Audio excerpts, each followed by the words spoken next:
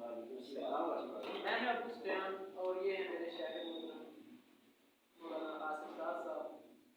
ہم اس وقت ہیں مسجد مرکز الرضوان شالامار ٹاؤن لاہور میں.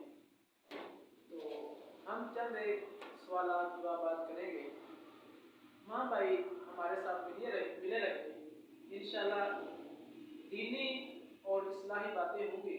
انشاءاللہ ضرور آپ کو فائدہ ہوگا. جی شاعر، میں آپ سے سوال کرنا چاہتا ہوں کہ ہمارے ملک پاکستان میں اس وقت عقیدے کے موضوع پر کون سی شخصیت ایسی ہے؟ آپ خطابات علماء کو سنتے رہتے ہیں، تو عقیدے کے موضوع پر کون سی شخصیت ہے جن کو پاکستان میں مہارت حاصل ہے؟ ابو سفیان بھائی، بات یہ ہے کہ ہر گل کی ایک اپنی خوشبو ہوتی ہے، اور بہت سارے علماء ایسے ہیں جن کو اللہ رب العزت نے عقیدے پہ مہارت دی ہے.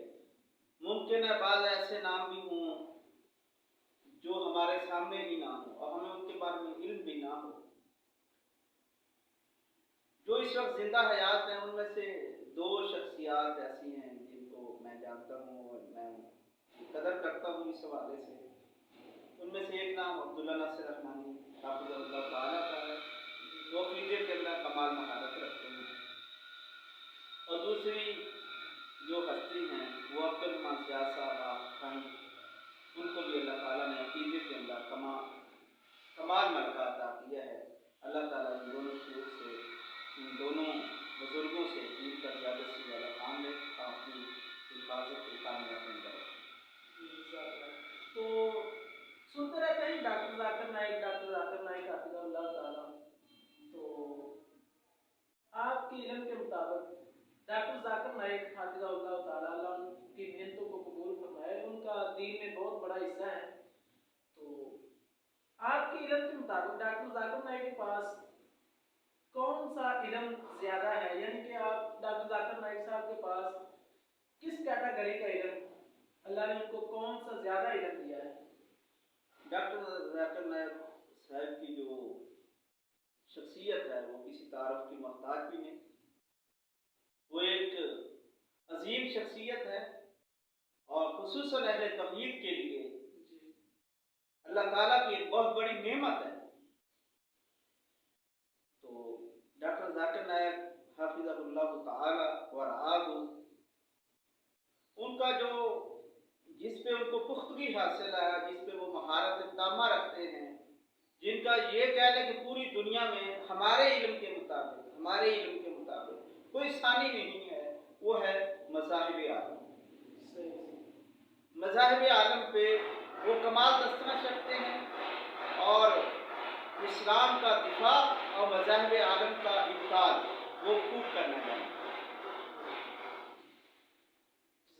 تو آپ کو علامہ احسان رحمۃ اللہ علیہ، علامہ احسان علیہ، ان کی ہستی، ان کی شخصیت بھی کسی تعارف کی تو محتاج نہیں ہے، لیکن ناظرین کو ہم بتانا چاہتے ہیں کہ آپ علامہ احسان ذکیر رحمۃ اللہ علیہ کی زندگی کا کوئی بھی واقعہ ناظرین کو ذرا بتا دیں جو آپ کو پسند آیا ہو.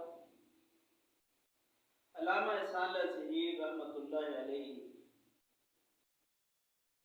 میرے دعاؤں کے اندر بھی وہ ایسے عظیم شخصیت ہیں، چند ایسی شخصیات ہیں جن میں دعاؤں سے بھی مطلب وہ غافل نہیں ہیں. میں ان کو دعاؤں میں یاد رکھتا ہوں. ان میں سے یہ ایک عظیم شخصیت ہے. میں نے ان کو پایا تو نہیں، دیکھا تو نہیں، اور میری پیدائش سے بھی یہ 1 سال پہلے شہید کر دیے گئے. میری نواسی کیا یہ 23 مارچ 1987 کو شہید کر دیے گئے.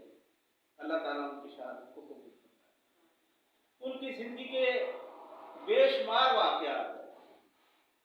ایک واقعہ ان کی زندگی کا بیان کیا جاتا ہے کہ ایک دفعہ کچھ باہر کے، خصوصاً سعودی عرب کے وزراء وغیرہ کچھ افراد آ رہے تھے. اس وقت وہ لارنس مرکز کی تیاری کے مراحل میں اس کو تیار کرنا چاہتے تھے. تو وہ تشریف لا رہے تھے اور علامہ صاحب نے ان کا استقبال بھی کرنا تھا. مسجد میں داخل ہوتے ہیں، بتایا جاتا ہے کہ مسجد کے اندر اندر داخل ہوتے ہیں تو ایک ورکر جو ہے وہ کام کر رہا ہے، صفیں بچھا رہا ہے، باقی سب جو ہے وہ استقبال والی جگہ پہ پہنچے۔ علامہ احسان علیہ ظہیر رحمہ اللہ ان کے ساتھ اس کے ساتھ صفیں بچھواتے ہیں اور پھر جلدی جلدی صفیں بچھا کے اور استقبال کے لیے تشریف لے جاتے ہیں۔